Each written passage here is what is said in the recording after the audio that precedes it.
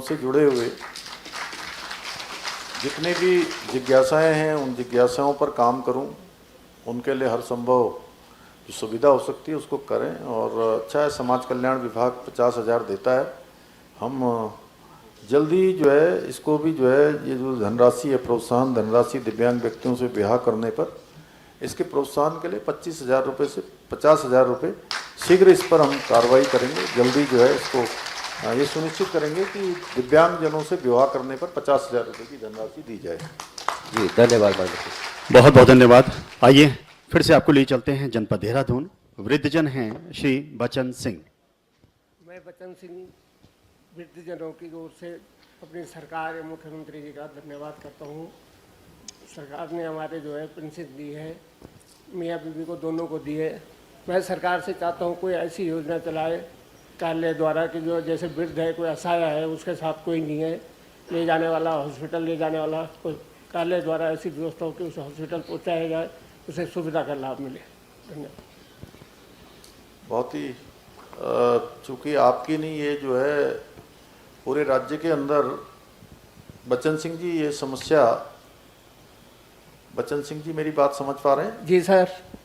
आपके साथ साथ सभी लोग सुन पा रहे हैं ठीक से? जी आवाज़ आ रही है? हाँ जी आ रही।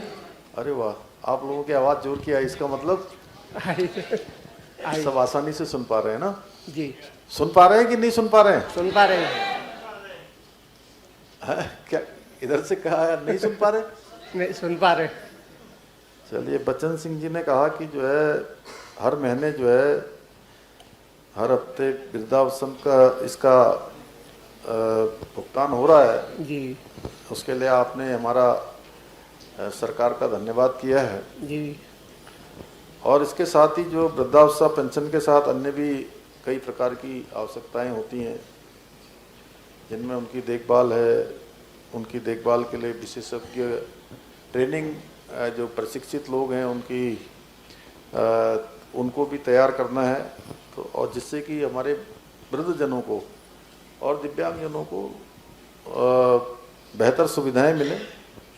तो मुझे आपको बताते हुए ये बहुत खुशी हो रही है कि भारत सरकार के सहयोग से समाज कल्याण विभाग द्वारा 2024-25 में राज्य में जो जेरियोट्रिक केयर यानी जरा चिकित्सा सुविधा की ट्रेनिंग प्रदान करना हमने प्रारंभ कर दिया है और इसके अंतर्गत जो है हमारे वृद्धजन हैं उनकी देखभाल की जाती है। विगत वर्ष 20 व्यक्तियों को ऐसा प्रशिक्षण विभाग के द्वारा दिया गया है और हमारे राज्य में हमारे वृद्धजनों की जो संख्या है लगातार बढ़ रही है और इसको देखते हुए हमारी सरकार ये जो जरा चिकित्सा सुविधा है इसके क्षेत्र में और भी अधिक युवाओं को तैयार करना हमारा संकल्प है। हम और अधिक युवाओं को तैयार करेंगे, उनको ट्रेनिंग देंगे जिससे कि हमारे वृद्धजनों की सहायता करने के लिए हमें ट्रेंड स्किल्ड ऐसे युवा मिले जो आसानी से उनकी मदद कर पाएँ, उनको जो है सभी प्रकार की सुविधाएं दे पाएँ। इसके लिए हम काम करेंगे। धन्यवाद बचन सिंह जी। और आइए इस क्रम को आगे बढ़ाते हैं, आपको ले चलते हैं नैनीताल। नैनीताल से हैं वृद्धजन श्रीमती आशा तिवारी।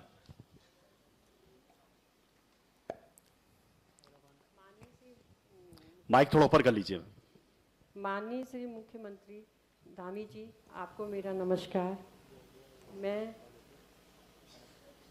मेरा प्रश्न ये है कि मैं वृद्धावस्था में वरिष्ठ नागरिकों को कई बार कुछ कृत्रिम सहायक उपकरणों की आवश्यकता होती है, लेकिन अच्छी गुणवत्ता के स्टडी वॉकर को खरीदने के लिए शायद कोई पैसे नहीं जुड़ पाते।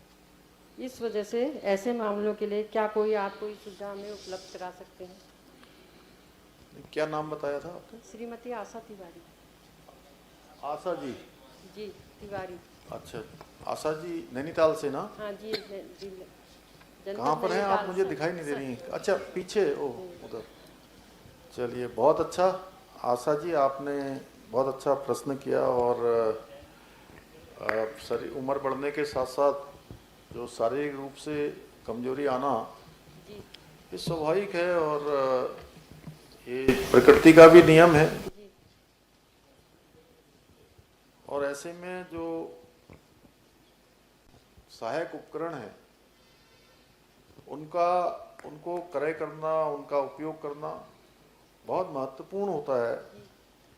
और इसमें भारत सरकार की जो राष्ट्रीय वयोश्री योजना है, उसका एक राष्ट्रीय वयोश्री योजना का संचालन भारत सरकार के द्वारा किया जा रहा है।